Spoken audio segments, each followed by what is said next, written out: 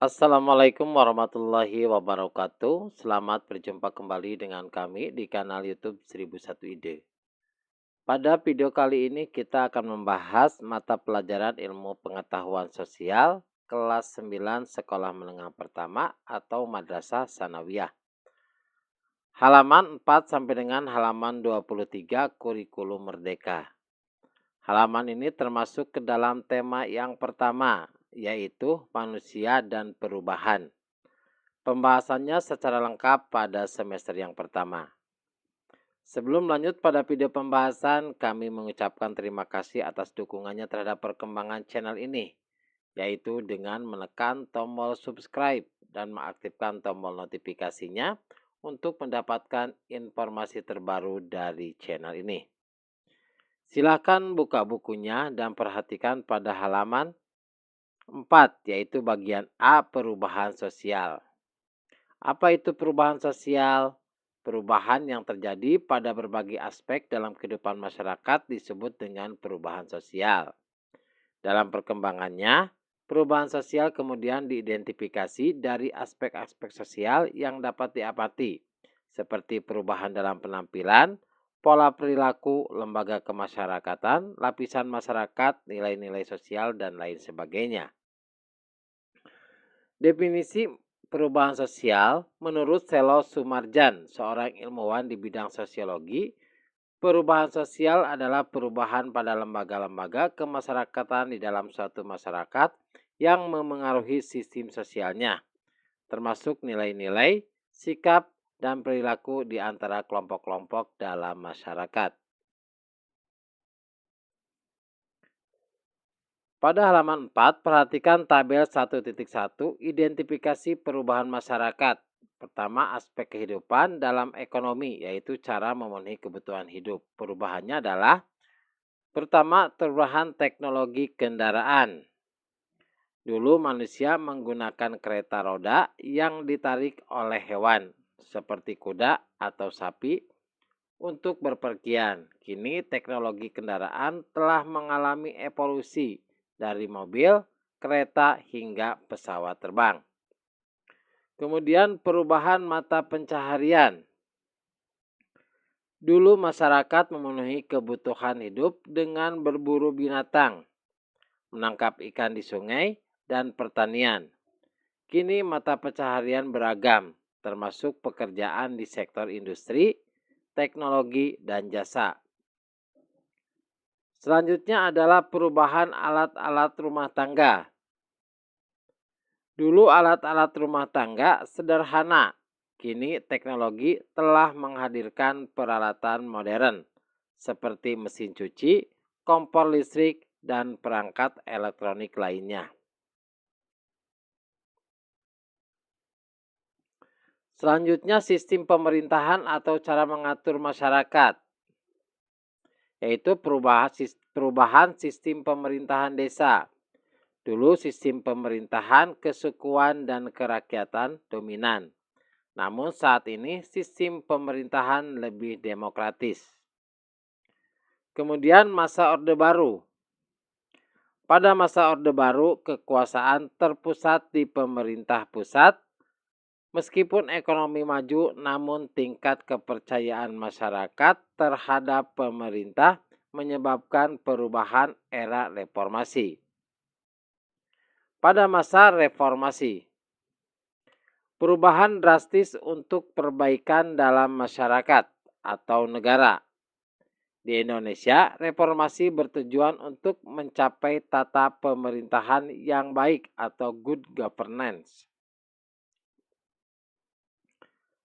Selanjutnya, aspek kehidupannya adalah ilmu pengetahuan dan teknologi. Perubahannya, pertama, akses informasi. Perkembangan iptek memungkinkan akses informasi global melalui internet. Masyarakat dapat memperoleh pengetahuan lebih cepat dan luas. Selanjutnya adalah akses komunikasi. Alat komunikasi seperti handphone, email memudahkan masyarakat berkomunikasi dengan orang lain. Selanjutnya pendidikan. Teknologi memperkaya metode pembelajaran. Ini memengaruhi cara masyarakat belajar dan mengakses pengetahuan. Selanjutnya adalah ekonomi. Jual beli online dan teknologi keuangan mempengaruhi pola konsumsi dan pengelolaan keuangan masyarakat.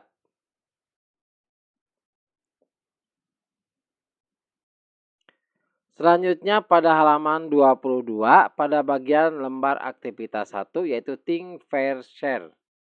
Berakhlak mulia gotong royong. Langkah 1 think atau berpikir. Buatlah tabel mengenai bentuk perubahan sosial yang diakibatkan oleh pandemi COVID-19 seperti berikut di buku catatanmu. Lalu lengkapilah jawabannya. Fenomena perubahan sosialnya untuk kondisi masyarakat di tengah dampak pandemi COVID-19. Bentuk perubahan sosialnya berdasarkan waktu, perubahannya adalah perubahan yang cepat. Kemudian berdasarkan cakupan adalah perubahan yang besar karena ini bersifat global. Kemudian berdasarkan perencanaan, jadi perubahan yang tidak direncanakan. Jadi COVID-19 itu merupakan pandemi yang tidak direncanakan. Berdasarkan arah perkembangannya adalah perubahan yang regres, berarti menuju ke hal yang terjadi penurunan. Selanjutnya, setelah mengidentifikasi bentuk perubahan sosial terkait pandemi COVID-19, catatlah jawaban untuk pertanyaan-pertanyaan berikut. Ini terkait individu. Apa saja dampak positif dan dampak negatif dari perubahan sosial yang diakibatkan oleh pandemi COVID-19? Maka pembahasannya, dampak positif, kita bahas dulu dampak positif. Dampak positif dari perubahan sosial akibat pandemi COVID-19 yaitu yang pertama, adopsi teknologi dan digitalisasi. Kemudian yang kedua, kesadaran kesehatan yang lebih tinggi. Yang ketiga, fleksibilitas dalam pekerjaan dan pendidikan. Yang keempat, meningkatnya solidaritas dan empati. Yang kelima, pengurangan polusi dan dampak lingkungan. Serta yang keenam, inovasi dalam pelayanan kesehatan.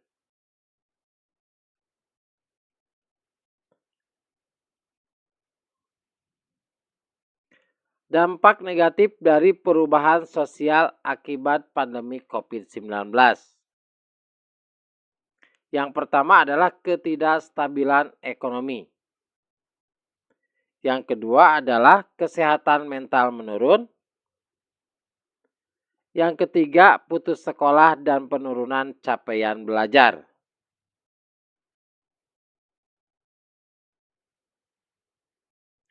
Selanjutnya, masih pada halaman 22. Apa yang perlu kita lakukan sebagai masyarakat di tengah perubahan tata kehidupan yang sedang terjadi?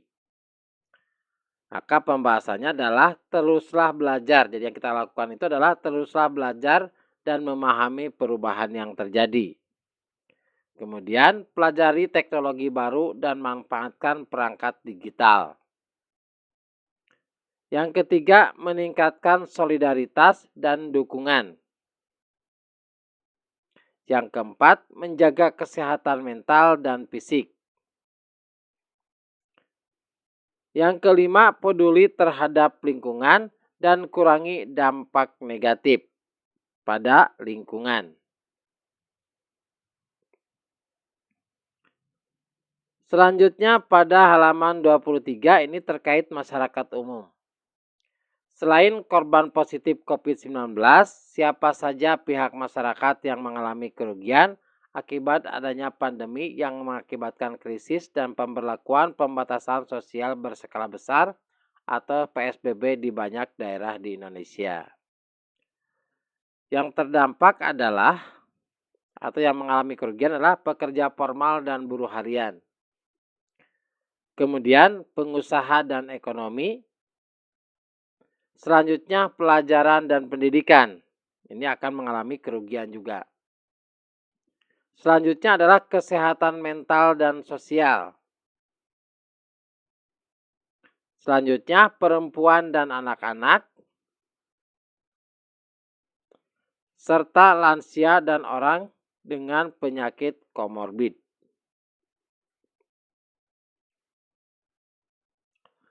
Selanjutnya, menurut kalian apa solusi yang biasa dilakukan untuk membantu masyarakat yang mengalami kerugian tersebut?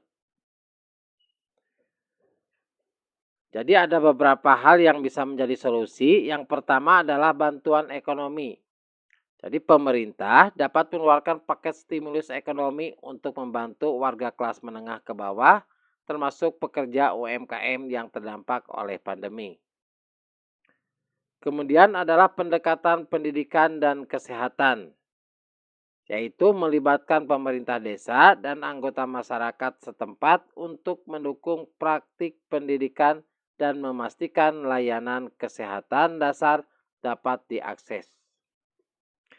Demikianlah video pembahasan untuk mata pelajaran Ilmu Pengetahuan Sosial kelas 9. Tema yang pertama halaman 4 sampai dengan 23. Semoga video ini bermanfaat. Assalamualaikum warahmatullahi wabarakatuh.